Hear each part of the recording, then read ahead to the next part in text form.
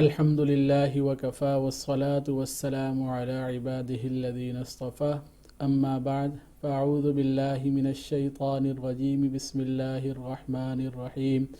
سبحان الذي أسرى بعبده ليلا من المسجد الحرام إلى المسجد الأقصى الذي باركنا حوله لنريه من آياتنا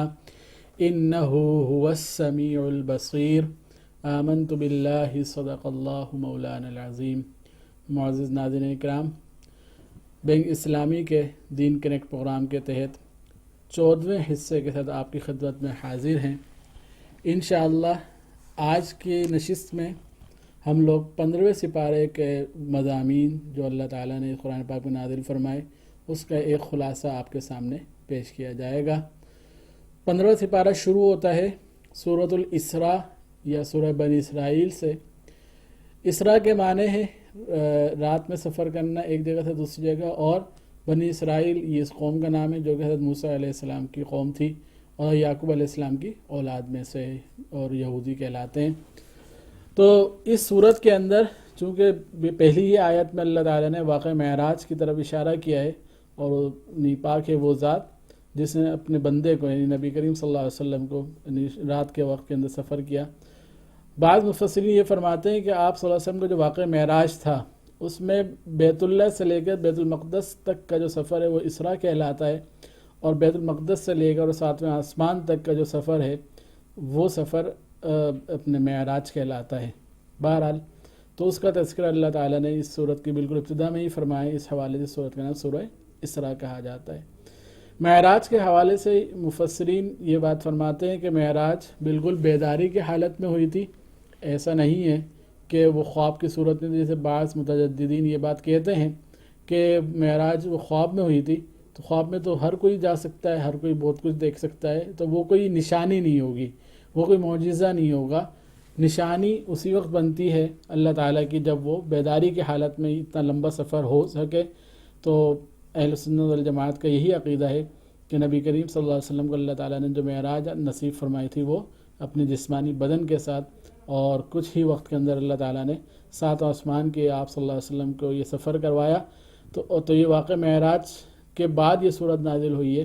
ابتدا واقع معراج سے اللہ تعالیٰ نے کی ہے کہ اللہ تعالیٰ کی نشانی ہے، اللہ تعالیٰ نے نبی کریم صلی اللہ علیہ وسلم کو یہ معراج کا سفر کروایا۔ اس کے بعد اللہ تعالیٰ نے حضرت نوح علیہ السلام کا تذکرہ فرمایا کہ حضرت نوح علیہ السلام کے طوفان کے نتیجے میں صرف وہ لوگ زندہ رہ گئے تھے جو حضرت نوح علیہ السلام کے ساتھ تھے، کشتی کے اندر تھے۔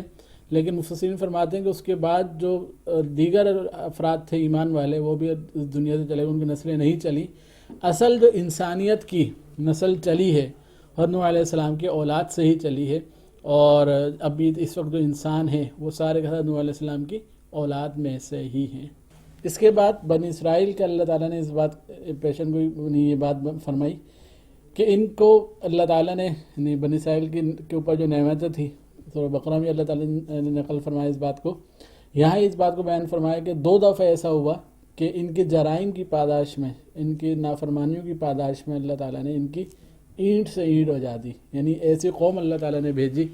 جنہوں نے ان کے اوپر حملہ کیا اور ان کو یعنی خوب مارا پیٹا اور غلام بنا کر اور قیدی بنا کر لے گئے۔ تو یہ اللہ تعالیٰ نے بنی اسرائیل کے بارے میں یہ بات بیان فرمائی۔ اور اس کے بعد بھی یعنی یہ 2 دفعہ تو سمجھیں کہ قرآن کے نزول سے پہلے کی بات ہو گئی، پھر جب حضرت عمر رضی اللہ تعالیٰ عنہ کے دور میں بھی پھر مسلمان ان یہودیوں کے اوپر غالب آئے، اور اس کے بعد اب پھر ان کے جرائم بڑھتے جا رہے ہیں۔ تو انشاءاللہ اللہ تعالیٰ کے ذات سے امید ہے کہ اللہ تعالیٰ وہ لوگ پیدا کرے گا جن کے نتیجے جو ان کے اوپر غالب آ جائیں گے۔ بہرحال قرآن یہ کہتا ہے کہ 2 دفعہ ان کے اوپر اس طریقے سے ان کے جرائم کی پاداش میں دوسری قومیں آ کر مسلط ہوئیں۔ اور بہرحال اس میں ہمارے لیے بھی پیغام ہے، مسلمانوں کے لیے بھی پیغام ہے کہ جس طریقے سے بنی اسرائیل کا معاملہ تھا کہ جب ان کے جرائم بڑھتے تھے، ان کے اللہ تعالیٰ کی نافرمانیاں بڑھتی تھیں تو دوسری قوم آ کر ان کے اوپر غالب آ جاتی تھی۔ اسی طریقے سے اگر آج ہم مسلمانوں کا جائزہ لیں اور مسلمان جس طریقے سے اپنے مظلوم ہیں، مقہور ہیں اور مغلوب ہیں، تو ان کے اوپر جو دوسری قومیں جو غالب ہیں اس کی بنیادی وجہ یہی ہے کہ ہم نے اس قرآن کو چھوڑ دیا، اللہ تعالیٰ کی ہدایت کو چھوڑ دیا۔ جتنا ہم اللہ تعالیٰ کی ہدایت کے قریب آئیں گے انشاءاللہ اللہ تعالیٰ اپنا وعدہ ضرور پورا کریں گے کہ اللہ تعالیٰ اسلام کو اور مسلمانوں کو غالب فرمائیں گے۔ اس کے بعد اس بات کا اللہ تعالیٰ نے بیان فرمایا کہ انسان جلد کی جو طبیعت ہے وہ جلد بازی، وہ کہتا ہے کہ بس میں نے مانگا ہے فوراً مل جائے، تو حالانکہ ایسا نہیں، اللہ تعالیٰ اپنی حکمت کے مطابق انسانوں کو دے رہے ہوتے ہیں۔ آخرت کے بارے میں اللہ تعالیٰ نے بیان فرمایا کہ یہ جو کچھ اس دنیا میں ہم لوگ کر رہے ہیں وہ تمام کے تمام چیزیں اللہ تعالیٰ کے یہاں پر ریکارڈ ہو رہی ہیں، اور آخرت میں قیامت کے دن وہ تمام کا تمام لکھا ہوا اللہ تعالیٰ ہمارے سامنے پیش کر دیں گے اور کہیں گے اپنی کتابوں کو، اپنی جو یہ نام اعمال اس کو پڑھو اور تم خود ہی فیصلہ کر لو گے کہ کہاں جانا ہے۔ اگر نیک اعمال اچھے ہیں تو جنت کی طرف، اور اگر برے اعمال زیادہ ہیں تو اس کے نتیجے میں جہنم کی طرف جو رخ ہوگا۔ تو یہی یہ جو لکھے ہوئے کہ نام اعمال ہے، یہی حساب کے لیے کافی ہے کہ جو اعمال کیے تھے اس کا بدلہ مل جائے گا۔ اس کے بعد اس سورہ بنی اسرائیل میں پھر بہت سارے نیک اعمال کی طرف اشارہ کیا گیا ہے، اور مفسرین فرماتے ہیں کہ اس کو ہم یہ کہہ سکتے ہیں کہ یہ معراج کا پیغام ہے۔ اس میں سب سے پہلا حکم تو اللہ تعالیٰ نے اپنی وحدانیت کا، توحید کا، کہ اللہ کی عبادت کی جائے اور شرک نہ کیا جائے، اور اس کے ساتھ ساتھ ہی پھر دوسرے نمبر پر جو حکم دیا وہ والدین کی اطاعت کا، اور بہت ہی لطیف پیرائے میں اللہ تعالیٰ نے اس بات کو بیان فرمایا کہ وَلَا تَقُلْ لَهُمَا أُفٍّ وَلَا تَنْهَرْهُمَا، کہ والدین کو اف بھی مت کہو۔ مفسرین کہتے ہیں کہ اف یہ سب سے ادنا درجہ ہو سکتا ہے والدین کو تکلیف دینے کا، چہ جائے کہ جو ہے اور کوئی صورت والدین کی تکلیف کی ہو تو تکلیف والدین کو کسی صورت میں بھی نہیں دینی، اور ان کے سامنے کندھوں کو جھکا لینا ہے، اس کا حکم دیا ہے۔ پھر اللہ تعالیٰ نے ناحق قتل کرنے سے روکا، یتیموں کا مال ہڑپ کرنے سے روکا ہے۔ زنا سے بچنے کے بارے میں تو یہ فرمایا کہ یہ نہیں فرمایا کہ زنا میں نہ پڑھو، بلکہ کہ زنا کے قریب بھی مت جاؤ۔ صلہ رحمی کا اللہ تعالیٰ نے حکم دیا کہ اپنے رشتہ داروں کا ہوگا، یتیموں کے ساتھ، اپنے مسافروں کے ساتھ اور پڑوسیوں کے ساتھ، دیگر جو لوگ ہیں ان کے ساتھ حسن سلوک کا معاملہ کیا جائے، صلہ رحمی کا معاملہ کیا جائے۔ اور معیشت کے حوالے سے فرمایا کہ خرچ کرنے کے اندر فضول خرچی سے بچا جائے، اور اس میں بھی فرمایا کہ ان المبذرین کانوا اخوان الشیاطین، کہ یہ جو فضول خرچی کرنے والے ہیں یہ شیطان کے بھائی ہیں۔ اور اس کے ساتھ پھر اس بات کہ یعنی انسان فضول خرچی بھی نہ کرے، اور مزید غربت کے خوف سے، مفلسی کے خوف سے اولاد کو قتل نہ کرے، اولاد کے قتل سے منع فرمایا اور ناحق قتل سے بھی منع فرمایا۔ اس کے ساتھ ساتھ مزید یہ بات بیان فرمائی کہ ناپ تول میں کمی نہ کرو، جو بھی اپنے تجارت ہے اس کے اندر پورا تول کر دو، ناپ تول کے اندر کمی نہ کرو۔ مزید دو باتیں یہ بیان فرمائی کہ وعدوں کو پورا کرو، وعدہ خلافی نہ کرو، اور ساتھ ساتھ زمین پر اکڑ کر نہ چلو، یعنی تکبر نہ کرو، تواضع کے ساتھ رہو۔ تو یہ پیغام، یہ جو احکامات ہیں یہ سارے کے سارے اس سورہ بنی اسرائیل کے اندر موجود ہیں۔ اس کے بعد پھر اللہ تعالیٰ نے اپنے نمازوں کے اوقات کے بارے میں بیان فرمایا کہ جو ہے صبح کے وقت، دوپہر کے وقت، سورج کے غروب ہونے کے بعد نماز پڑھیں، اور تہجد کے بارے میں فرمایا کہ نافلۃ لک، کہ نبی کریم صلی اللہ علیہ وسلم کے لیے یہ خاص ہے کہ آپ صلی اللہ علیہ وسلم کے 5 نہیں بلکہ 6 نمازیں آپ صلی اللہ علیہ وسلم کے اوپر لازم کی گئی تھی۔ ہاں، عام امت کے لیے تہجد لازمی نہیں ہے، لیکن بہرحال جو اہل اللہ ہیں، نیک لوگ ہیں، اللہ تعالیٰ سے محبت کرنے والے ہیں، وہ تہجد بھی نہیں چھوڑتے، اور بلکہ یہ بات فرمائی جاتی ہے کہ تہجد یہ انسان کو اللہ تعالیٰ کے اور زیادہ قریب کر دیتی ہے۔ اور اس صورت کے اندر مزید قصہ آدم کے ذریعے سے اصل انسان کی ابتدا کا ذکر فرمایا کہ کس طریقے سے اللہ تعالیٰ نے آدم علیہ السلام کو مٹی سے پیدا فرمایا، مسجود ملائکہ بنایا، اور ساتھ میں شیطان نے جو بات کہی کہ اب یہ حضرت آدم علیہ السلام کو گمراہ کرے گا، تو وہ اس ٹکراؤ کو، اس اپنے یعنی کشمکش کو، کہ ایک طرف انسان دوسری طرف شیطان ہمیشہ اللہ تعالیٰ کی راہ سے انسان کو بھٹکانے کی کوشش کرتا ہے، اس چیز کو بیان فرمایا، اور ساتھ ہی شرک کی برائی کو اللہ تعالیٰ نے اس صورت میں بیان فرمایا، اور آخر میں اللہ تعالیٰ کے سامنے جھکنے کا حکم دیا۔ اگلی صورت سورۃ الکہف ہے۔ کہف کے معنی آتے ہیں غار، چونکہ اس صورت کے اندر اللہ تعالیٰ نے اصحاب کہف یعنی غار والے، یہ پچھلی قوموں کے اندر ایک قصہ تھا جس کے اندر کچھ لوگ جو ایمان والے تھے اور باقی قوم شرک پر مصر تھی اور شرک کرنے والی تھی، تو چند نوجوان تھے جنہوں نے اپنی غار میں جا کر پناہ لی تھی، تو اس لیے ان کو اصحاب کہف کہا جاتا ہے۔ تو چونکہ ان کا قصہ اس صورت میں موجود ہے، اس لیے اس کو سورۃ الکہف کہا جاتا ہے۔ سورہ کہف میں 12 رکوع ہیں اور 110 آیات ہیں۔ اس کی ابتدا اللہ تعالیٰ نے قرآن کے یعنی مقصد کے بیان کے ساتھ کی کہ اللہ تعالیٰ پاک ذات ہے جس نے قرآن کو نازل کیا تاکہ یہ لوگوں کو خوشخبری دے، یعنی جو نیک لوگ ہیں ان کو خوشخبری دے۔ باقی اس کے اندر پھر اصحاب کہف کا قصہ ہے کہ یہ قصہ اس طریقے سے تھا کہ یہ چند لوگ تھے جو کہ توحید پرست تھے، توحید کے اوپر گامزن تھے، باقی جو قوم تھی وہ مشرک تھی، شرک کر رہی تھی، تو اور جو اس وقت کا بادشاہ تھا وہ بھی مشرک تھا، اور وہ جو توحید پرست لوگ تھے ان کو سزائیں دیتا تھا، ان کے پیچھے پڑتا تھا، قتل کرتا تھا۔ تو یہ لوگ اس سے بچ بچا کر شہر سے نکل آئے۔ جب یہ شہر سے نکل آئے تو اب سوچا کہ اب کہاں جائیں، تو اپنے قریبی پہاڑی سلسلے کے اندر ایک غار میں جا کر یہ لوگ بیٹھ گئے۔ ان کا کتا ان کے ساتھ تھا جو کہ چوکھٹ پہ آ کر بیٹھ گیا، اور یہ لوگ اندر جا کر لیٹ گئے، اور اللہ تعالیٰ فرماتے ہیں کہ ان کے اوپر اللہ تعالیٰ نے نیند کو مسلط کر دیا اور یہ سو گئے، اور تقریباً 309 سال تک یہ لوگ سوتے رہے۔ اور اس کے بعد پھر جب آنکھ کھلی ہے تو اب وہ 309 سال تک کس طریقے سے، تو یہ اللہ تعالیٰ کی نشانیوں میں سے ایک نشانی ہے کہ اللہ تعالیٰ جو درمیان میں ان کو کروٹیں بھی دلواتے رہے تاکہ جو ہے وہ ایک ہی پوزیشن کے اوپر اگر یہ رہیں تو اس کی وجہ سے جسم گل سڑ نہ جاتا، اور ساتھ میں جو ہے یعنی ان کا جو کتا تھا وہ باہر تھا، کوئی اندر آتے ہوئے ڈرتا تھا۔ اسی طریقے سے ہوا کی گزر کا بھی ایسا بندوبست تھا کہ سانس آرام سے ان کو آتا رہا۔ بہرحال یہ اللہ تعالیٰ کی نشانی میں سے نشانی کہ اللہ 300 سے زائد سال یہ لوگ اس غار کے اندر رہے۔ اس کے بعد جب یہ اٹھے ہیں تو اس وقت یہ سمجھے شاید آدھا دن سوئے ہوں گے، 2 دن سوئے ہوں گے، 1.5 دن سوئے ہوں گے، کہ انہوں نے اپنے میں سے ایک کو کہا کہ جا کر اپنے کچھ کھانے پینے کے لیے لے کر آؤ۔ جب یہ بندہ جاتا ہے، جا کر کوئی سامان خریدنے لگتا ہے تو 300 سال پرانے سکے اس کے پاس ہوتے ہیں، تو لوگ اس کو پہچان جاتے ہیں کہ، اور اللہ کا کرنا یہ ہوتا ہے کہ 300 سالوں میں وہ جو مشرک بادشاہ تھا مر کھپ جاتا ہے، نیا توحید پرست بادشاہ آ جاتا ہے، وہ ان کو بلاتا ہے، اکرام کرتا ہے، لیکن یہ لوگ چونکہ اللہ تعالیٰ کی محبت میں غرق ہوتے ہیں، یہ واپس اسی غار میں جا کر اللہ تعالیٰ کی عبادت کرتے ہیں، وہیں ان کی وفات ہو جاتی ہے، اور اس بادشاہ نے ان کی یاد میں ایک مسجد وہاں پر بنائی ہوتی ہے جس کا ذکر قرآن میں موجود ہے۔ تو یہ اصحاب کہف کا قصہ تھا جو کہ قرآن نے یہاں پر نقل کیا۔ اچھا، اصحاب کہف کے قصے کو نقل کرنے کی جو وجہ بنی وہ یہ کہ مشرکین مکہ یہ پھر جاتے تھے یہودیوں کے پاس، عیسائیوں کے پاس، جا کے کہتے ہیں کوئی ایسا سوال بتاؤ جو میں ان سے پوچھیں محمد صلی اللہ علیہ وسلم سے کہ اس کا جواب نہ دے پائے تو ہم کہیں کہ جو نا یہ اللہ کے نبی نہیں ہے۔ تو ان میں سے انہوں نے بھی کچھ سوالات لا کر رکھے جس میں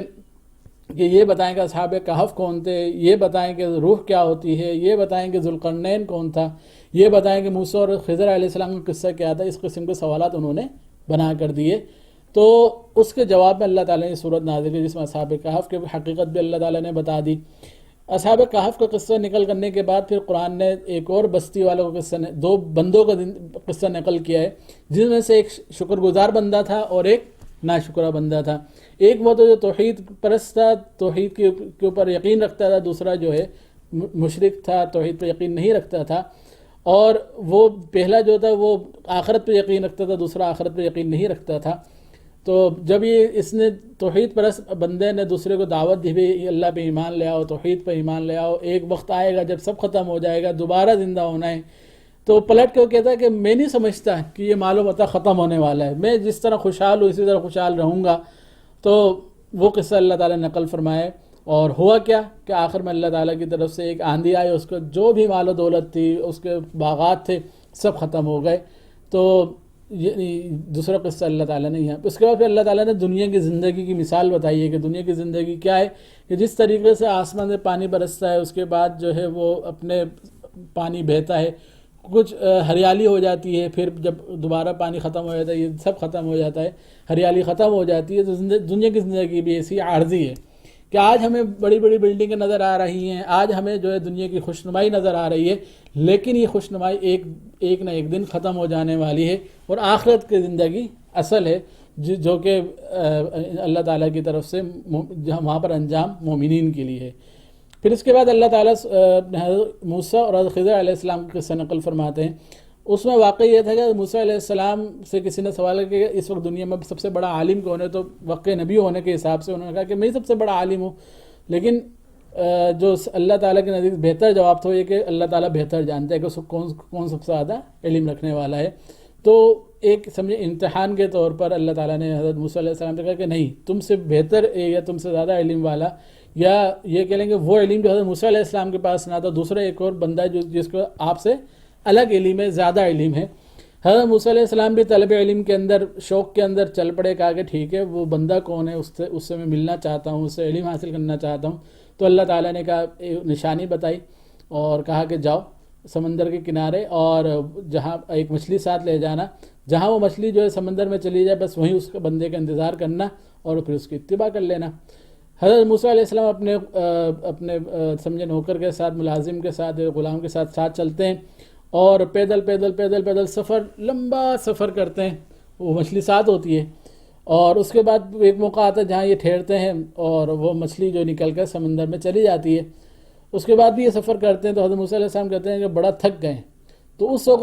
غلام یہ جو نوکر تھا وہ کہتا ہے کہ میں بھول گیا تھا آپ کو بتانا کہ وہ مچھلی تو جو سمندر میں چلی گئی. تو اس وقت حضرت موسیٰ علیہ السلام کہتے ہیں وہی تو جگہ تھی جہاں پر ہمیں جانا تھا. پھر واپس آتے ہیں، آ کر وہاں انتظار کرتے ہیں. حضرت خضر علیہ السلام آتے ہیں، حضرت خضر علیہ السلام آ کے پوچھتے ہیں ہاں بھی کیا یعنی آپس میں مکالمہ ہوتا ہے. حضرت موسیٰ علیہ السلام اپنا مدعا رکھتے ہیں کہ بھئی علم حاصل کرنے کے لیے آیا ہوں. تو حضرت خضر علیہ السلام تو شرط رکھتے ہیں وہ یہ کہ جو بھی معاملہ تم نے بولنا نہیں ہے، کہنا کچھ نہیں ہے. اس کے بعد یہ یعنی حضرت خضر علیہ السلام کے ساتھ نکلتے ہیں، ایک کشتی میں بیٹھتے ہیں. اس کشتی کو جو حضرت خضر علیہ السلام نے تختہ لے کر اس کو عیبدار کر دیتے ہیں. حضرت موسیٰ علیہ السلام کہتے ہیں کہ آپ نے یہ کیا کیا. اس کے بعد حضرت خضر علیہ السلام پہلی شرط یاد دلاتے ہیں کہ تم سے بات ہوئی تھی کہ تم نے کچھ بولنا نہیں ہے. لیکن حضرت موسیٰ علیہ السلام بھی کلیم اللہ تھے اور شریعت کا علم رکھتے تھے تو اس لیے بولا. پھر حضرت موسیٰ علیہ السلام نے معذرت کی کہ ٹھیک ہے آئندہ میں نہیں بولوں گا. پھر اگلا واقعہ ہوتا ہے کہ ایک بچہ جا رہا تو اس کو حضرت خضر علیہ السلام ذبح کر دیتے ہیں، مار دیتے ہیں. پھر حضرت موسیٰ علیہ السلام بول پڑتے ہیں کہ جو ہے یہ آپ نے ایک زندہ جان کو یوں ہی مار دیا. تو اس طریقے سے پھر تیسرا واقعہ جو کہ انشاءاللہ 16ویں سپارے کے اندر ہے. تو حضرت موسیٰ اور خضر علیہ السلام کا یہ واقعہ قرآن پاک نے نقل کیا ہے. اچھا، اور اس کی ان دونوں کی حکمتیں بھی پھر بعد میں قرآن نے بتائی ہیں کہ یہ جو کشتی عیبدار کی تھی اس کی وجہ یہ تھی کہ ایک بادشاہ تھا جو کہ صاف ستھری کشتی ہوتی تھی اس کو غصب کر لیتا تھا، جبکہ یہ کشتی ایک یتیم بچوں کی تھی. اس لیے اللہ تعالیٰ نے چاہا کہ جو یہ بچ جائے. اسی طرح جو لڑکے کو مارا تو اس کے قتل کی وجہ یہ تھی کہ اللہ تعالیٰ کے نزدیک یہ جو بچہ تھا یہ شقی تھا، سعید نہیں تھا، اور جبکہ اس کے والدین نیک تھے تو وہ ذبح ہو گیا، قتل ہو گیا. اللہ تعالیٰ نے اس کی جگہ پر اس کو اچھا بچہ یعنی یہ کہیں گے سعید بچہ، باسعادت بچہ اللہ تعالیٰ نے عطا فرمایا. بہرحال سورہ کہف کے جو مضامین ہیں اس کے بارے میں علماء مفسرین فرماتے ہیں کہ یہ حق اور باطل کے معرکے کو بتاتے ہیں کہ چاہے وہ اصحاب کہف کا قصہ ہو جس میں چند نوجوان تھے اور وہ توحید پرست تھے، ڈٹ گئے، جھکے نہیں. یہ نہیں کہ کمپرومائز کر لیا کہ جو ٹھیک ہے ہم تھوڑے سے آپ زیادہ ہو تو چلو ٹھیک ہے ہم آپ کی بات مان لیں. چاہے یہ واقعہ ہو، پھر وہ دو بندوں کا جو اللہ تعالیٰ نے واقعہ نقل کیا ہے کہ ایک توحید پرست تھا اور ایک جو ہے وہ مشرک تھا. پھر دنیا کی مثال اللہ تعالیٰ نے دی. پھر حضرت موسیٰ اور خضر کا واقعہ ہے جس سے ہمیں یہ بات معلوم ہوتی ہے کہ بعض اوقات بظاہر ایک چیز نظر آ رہی ہوتی ہے کہ غلط ہے، لیکن اللہ تعالیٰ نے اس میں نہ جانے کیا کیا حکمتیں رکھی ہوتی ہیں جس کے نتیجے میں یہ جو ہمیں لگ رہا ہوتا ہے کہ یہ ٹھیک نہیں ہوا، لیکن اللہ تعالیٰ حکیم اور بصیر ہیں تو اللہ تعالیٰ کی حکمتیں ہم نہیں پہنچ سکتے. تو یہی پیغام ہے سورہ کہف کا کہ بظاہر کتنے ہی مشکل حالات آ جائیں لیکن ہم جو ہے اپنے توحید کے اوپر، اللہ تعالیٰ کی ہدایت کے اوپر اور جو صحیح بات ہے اس کے اوپر ڈٹ جائیں. اللہ تعالیٰ ہی ضرور وہ حالات پیدا کریں گے جس کے نتیجے میں آسانیاں پیدا ہو جائیں گی. اور مشکل حالات میں کیا حکمتیں ہیں، کیا اللہ تعالیٰ کی طرف سے بہتری ہے وہ ہمیں نہیں، ہماری عقل وہاں تک پہنچ بھی نہیں سکتی. تو آج بھی جو حالات ہمارے اوپر ہیں اس کے اندر ہم قرآن کی ہدایت کے اوپر، قرآن کے پیغام کے اوپر ڈٹ جائیں، اسلام کے اوپر ڈٹ جائیں. انشاءاللہ اللہ تعالیٰ وہی ہے جو اس وقت تھا. وہ جس طریقے سے ان اصحاب کہف کے لیے اللہ تعالیٰ نے راستے پیدا کیے، انشاءاللہ اللہ تعالیٰ ہمارے لیے بھی راستے پیدا کرے گا. اسی پیغام کے ساتھ ہماری 14واں حصہ تھا اس کا ہم اختتام کرتے ہیں. انشاءاللہ اگلے حصے کے ساتھ پھر حاضر ہوں گے. السلام علیکم.